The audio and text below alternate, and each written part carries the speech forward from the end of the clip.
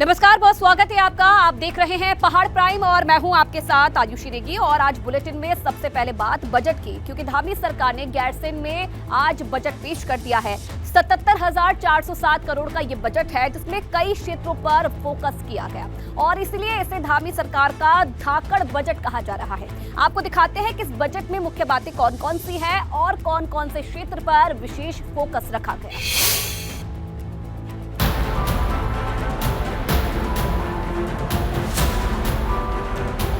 धामी सरकार ने गैरसैंण विधानसभा में नए वित्तीय वर्ष के लिए बजट पेश कर दिया है। अब आपको बताते हैं कि धामी सरकार के इस बजट में आखिरकार बड़ी बातें कौन कौन सी हैं। प्रदेश में इलेक्ट्रिक वाहनों को बढ़ावा देने के लिए बजट में प्रावधान है। इलेक्ट्रिकल वाहनों को प्रोत्साहित देने के लिए इस बजट में नई मांग का प्रावधान किया गया है। प्रकृति हमें संरक्षित करती है और हम प्रकृति को संरक्षण करेंगे। उत्तराखंड पर्यटन प्रदेश कहा जाता है। इस बजट में पर्यटन को लेकर भी कई बड़ी बातें हैं। हमारी योग साधना, हमारे वातावरण की आध्यात्मिकता और आयुष ज्ञान की असीम संभावनाओं को विश्व पटल पर लाने के लिए ये एक बहुत बड़ा अवसर है। यह पर्यटन के क्षेत्र में देश ही नहीं अपितु पूरे विश्व के लिए उत्तराखंड को आकर्षण का केंद्र बनाने का अवसर है। इस बजट में इस आयोजन के लिए 100 करोड़ का प्रावधान किया गया है। पेपर लीक के बाद धामी सरकार ने सख्त एक्शन लिया। धामी सरकार नकल विरोधी कानून लेकर आई है। राज्य में पहली बार भर्तियों में घोटाले करने वाले दोषियों के खिलाफ सख्त कार्रवाई की जा रही है। भर्ती परीक्षाओं में होने वाली गड़बड़ी को जड़ से समाप्त करने के लिए हमने देश का सबसे सख्त कानून बनाया है, जिसमें नकल करने वाले व्यक्ति के लिए अधिकतम उम्र कैद के साथ ही सारी संपत्ति जब्त करने का प्रावधान किया गया है। संसदीय कार्य मंत्री प्रेमचंद अग्रवाल ने सदन में कहा कि युवाओं को रोजगार देने के लिए नियुक्तियां निकाली जा रही हैं। राज्य लोक सेवा आयोग को हस्तांतरित किया गया है। राज्य लोक सेवा आयोग द्वारा पारदर्शिता के साथ भर्ती प्रक्रिया प्रारंभ हो चुकी है। भर्तियां पूरी पारदर्शिता से निष्पक्षता के साथ नकल विहीन संपन्न कराने के लिए हम प्रतिबद्ध हैं। उधर सरकार गरीब छात्र छात्राओं के लिए छात्रवृत्ति दे रही है। मुख्यमंत्री प्रतिभा प्रोत्साहन योजना के माध्यम से माध्यमिक विद्यालयों के छात्रों की छात्रवृत्ति हेतु 11 करोड़ रुपए का प्रावधान किया गया है। माध्यमिक शिक्षा में उत्कृष्ट क्लस्टर विद्यालय हेतु 51 करोड़ का प्रावधान किया गया है। न्यू एजुकेशन पॉलिसी के अंतर्गत पीएम श्री योजना हेतु लगभग 92 करोड़ 78 लाख का प्रावधान किया गया है। उत्तराखंड में विज्ञान के क्षेत्र में काम किया जा रहा है। बजट में इसके लिए भी प्रावधान है। उच्च शिक्षा विभाग के अंतर्गत अनुसंधान एवं विकास प्रकोष्ठ की स्थापना हेतु 2 करोड़ का प्रावधान किया गया है। उद्यमिता, कौशल एवं नवाचार को बढ़ावा हेतु रुपए 7 करोड़ 11 लाख का भी प्रावधान किया गया है। माननीय अध्यक्ष जी, विभिन्न विद्यमान योजनाओं के माध्यम से छात्रवृत्ति हेतु समुचित बजट प्रावधान किया गया है। सर्वोच्च सेवाओं की तैयारी कर रहे छात्रों के लिए सरकारी मदद के लिए सरकार ने योजना शुरू की है।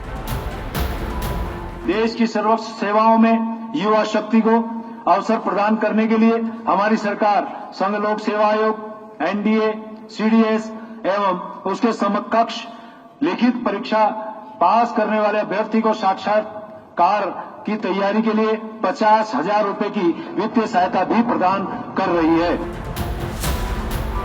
संसदीय कार्य मंत्री ने कहा कि गरीब परिवारों की कन्याओं की शादी के लिए सरकार अनुदान दे रही है।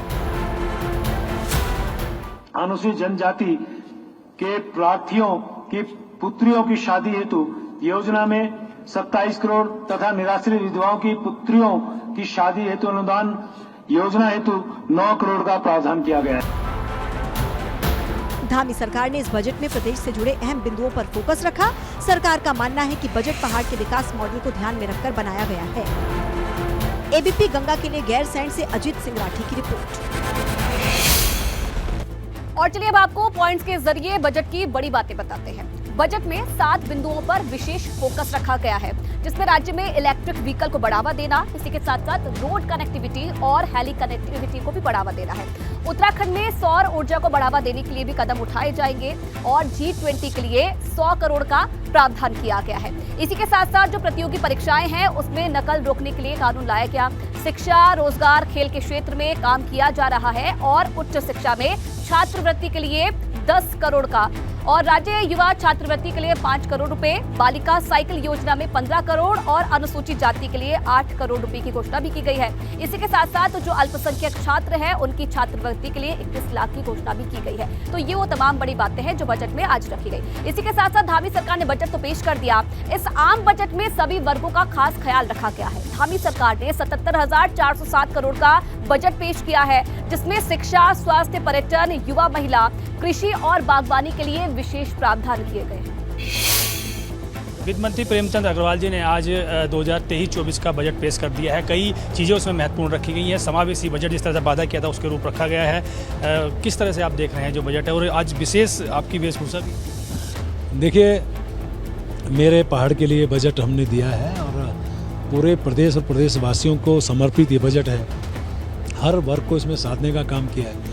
जो बातें जब आप मेरे से पूछते थे जो मैं बताता, लगभग आपने देखा होगा उसी तरह का बजट हमने दिया, उससे अच्छा बजट दिया। 77,400 कुछ का बजट हमने दिया है। और सबसे बड़ी बात है कि हर बार हमने मार्केट से जो ऋण लिया है, इस बार हमने सब वर्षों से सबसे कम ऋण इस बार लिया है। ये वित्तीय अनुशासन हमारा दिखाता है। जो बार बार हमारे बारे में कहा जाता है कि कैसे आप करेंगे, हमारे यहाँ राजस्व की कमी है, उस सारे बातों को देखते हुए मैं कह सकता हूँ कि अच्छा बजट जनता के लिए, जनता के हित के लिए बजट प्रस्तुत है। युवाओं और महिलाओं पर विशेष फोकस किया है और एजुकेशन जो है, हायर एजुकेशन है, बेसिक एजुकेशन, उस पर विशेष फोकस दिया है। तो क्या सरकार इस दिशा में बढ़ रही है कि एजुकेटेड लोग हों ज़्यादा, मतलब उसका? देखिए, शिक्षा, चिकित्सा, इन सब पे हमने अच्छा प्रावधान किया, लेकिन इस बार हमने जो बड़ी बात की है वो है जो हमारे यहाँ प्रतिभावान छात्र हैं उनके छात्रवृत्ति के लिए कैसे हम लोग उनको प्रोत्साहित करें। मेरे उत्तराखंड में बहुत सारी प्रतिभाएं हैं। उस उत्तराखंड की प्रतिभाओं को आखिर एक प्लेटफॉर्म देने की बात है, उनको आगे बढ़ाने की बात है, उनको आगे निखारने की बात है। उस दिशा में इसमें बहुत प्रावधान किए हैं। हर वर्ग को साधने का काम किया है। यदि कमज़ोर वर्ग है, अल्पसंख्यक वर्ग है, पिछड़ी जाति वर्ग है, सामान्य वर्ग है, सबको और हर जो क्लास का स्तर है उस आधार पे उनके लिए हमने जो है छात्रवृत्ति का प्रावधान किया ताकि हमारी प्रतिभाएं आगे बढ़ें। ऐसी युवाओं के लिए, ऐसी हमारे शिक्षा के लिए, चिकित्सा के लिए, सभी के लिए प्रावधान। सीमेंट के लिए भी 1000 करोड़ का प्रावधान किया गया है। तो सरकार अब विशेष फोकस कर रही है उस साइड की, वही लोगों का विस्थापन। मानिए कि जितना बड़ी आपदा वो आई थी और लगातार हमारी सरकार उसके लिए गंभीर, आप जानते ही हैं, माननीय मुख्यमंत्री बहुत गंभीर हैं, माननीय प्रधानमंत्री जी का लगातार उस पर फोकस है।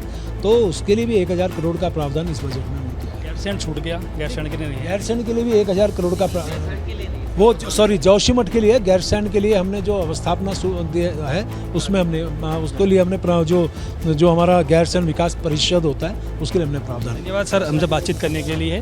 भराड़ी साइड से अपने सहयोगी क्रिस्टोफर लॉरेंस के साथ पंकज राणा। वही बजट को लेकर सीएम पुष्कर सिंह धामी ने एबीपी गंगा से खास बातचीत की।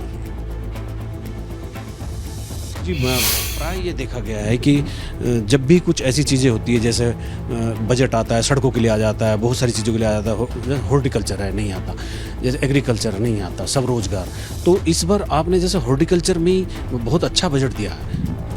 देखिए, इसके पीछे हमारा हेतु है कि जो हमारे निर्माण के कार्य हैं, इसके साथ साथ अनुरक्षण के कार्य हैं, वो कार्य तो चलते ही रहें, उसके लिए हमने बजट में प्रावधान किया है।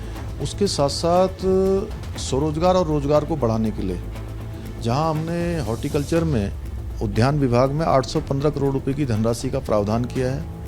इसमें से 200 करोड़ रुपए की धनराशि केवल और केवल पॉली हाउसों को बनाने के लिए इसमें प्रावधान किया गया है और एप्पल मिशन, इसमें 35 करोड़ की धनराशि का प्रावधान किया गया है।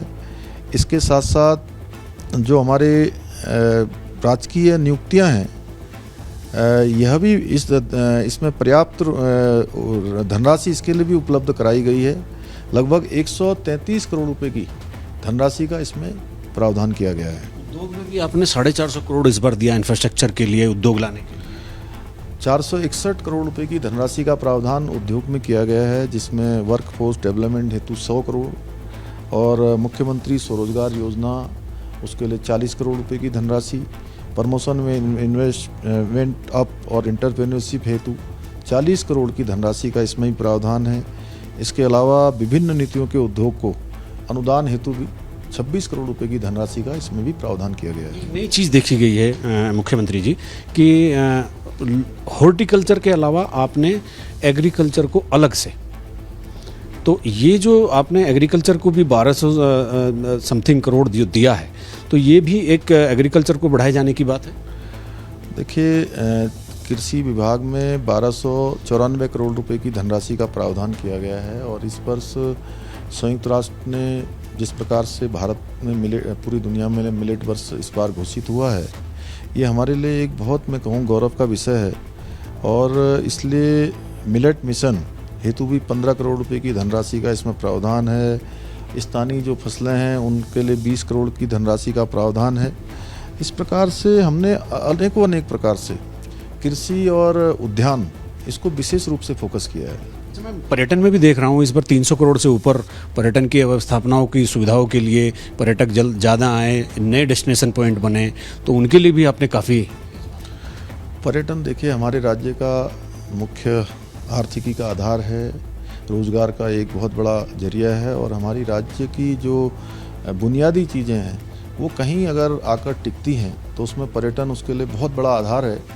इसमें मैं आदरणीय प्रधानमंत्री जी का भी धन्यवाद करता हूं कि उन्होंने पहले से ही हमारे यहाँ पर केदारनाथ और हेमकुंड साहब इनके रोपवे का भी शिलान्यास कर दिया है, उस पर भी जल्दी ही काम होने वाला है। अपने सहयोगी कैमरामैन क्रिस्टोफर लॉरेंस के साथ एबीपी गंगा के लिए भराड़ीसैंण से अजीत सिंह राठी। तो बजट पर मुख्यमंत्री को आपने सुना, अब आपको दिखाते हैं कि बजट पर उत्तराखंड की जनता की क्या राय है। बजट तो बहुत अच्छा हल्द्वानी के लिए आया हुआ है, हर चीज़ में सही है, लेकिन इसमें अगर थोड़ा सा खिलाड़ियों के लिए भी रखा जाता तो ज़्यादा अच्छा था, क्योंकि खिलाड़ी यहाँ पर पुराने खिलाड़ी भी हैं, नए भी हैं और अच्छे से मतलब कई जगह उन्होंने नाम रोशन किया है।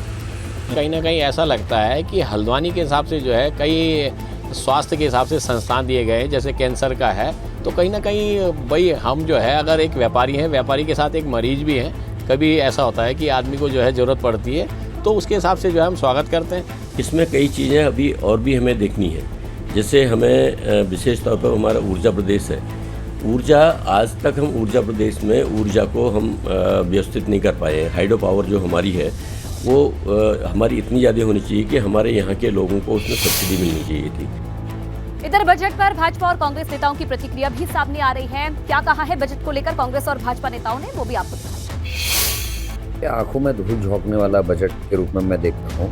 बेरोजगारों के लिए इसमें कुछ भी नहीं है, किसानों के लिए कुछ नहीं है। केवल जब कैबिनेट की बैठक में समर्थन मूल्य ही नहीं बढ़ाया गया और पुराने किसानों का जो पुराना बकाया उसका भुगतान नहीं किया गया, वो उसका जिक्र नहीं है कि 200 करोड़ से ज़्यादा का किसानों का पुराना भुगतान है और जो किसानों के लिए रखा गया है वो 100 करोड़ के आसपास है। तो इससे सरकार की नीयत सामने आ जाती है। दूसरा, इस बजट में जो सबसे बड़ी कमी दिखती है कि बजट सत्र चल रहा है और किसी भी विभागवार चर्चा के लिए 2 घंटे 3 घंटे का भी समय नहीं दिखता।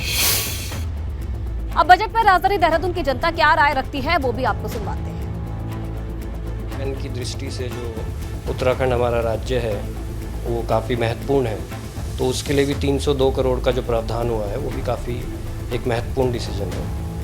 ओवरऑल बजट तो बहुत अच्छा है, बट मेनली जो एजुकेशन में 10,000 करोड़ का डिस्ट्रीब्यूशन किया है गवर्नमेंट ने, वो मुझे काफ़ी अच्छा लगा। बाकी जो कृषि के लिए भी 10,000 करोड़ का आवंटन है, उसमें भी और चलिए अब रुक करेंगे कुछ और खबरों का। तो कल से उत्तराखंड बोर्ड की परीक्षाएं शुरू होने जा रही है। बोर्ड परीक्षा को लेकर डीजी शिक्षा बंशीधर तिवारी ने कहा कि नकल विहीन परीक्षा संपन्न कराने की कोशिश होगी। प्रदेश भर में 12,053 परीक्षा केंद्रों में 2,59,430 छात्र छात्राएं परीक्षा देंगे। इसमें हाई स्कूल के 1,27,320 और इंटरमीडिएट के 1 लाख से ज्यादा जो परीक्षार्थी हैं वो शामिल हैं। परीक्षा केंद्रों के आसपास 100 मीटर तक दूरी और में धारा के 44 लागू रहे। देखिए, तैयारी हमारी पूरी हो चुकी हैं और हम लोगों ने पहले से ये तय किया था कि इस बार बोर्ड का रिजल्ट अच्छा है। इसके लिए अतिरिक्त कक्षाएं चलाने के लिए, अवकाश के दिनों में पढ़ाई करने के लिए, प्लस जो पुराने मॉडल पेपर हैं उनको हल कराने के लिए निर्देश दिए गए। तो उसमें हम लोगों ने तैयारी काफ़ी की, परीक्षा पूर्व भी। और प्रयोगात्मक परीक्षाओं के बाद संपन्न होने के बाद कल से हमारी बोर्ड परीक्षाएं शुरू हो रही हैं और 1200 सेंटर लगभग हमने इसमें बनाए हैं। 2.5 लाख से ज़्यादा बच्चे इसमें प्रतिभाग कर रहे हैं।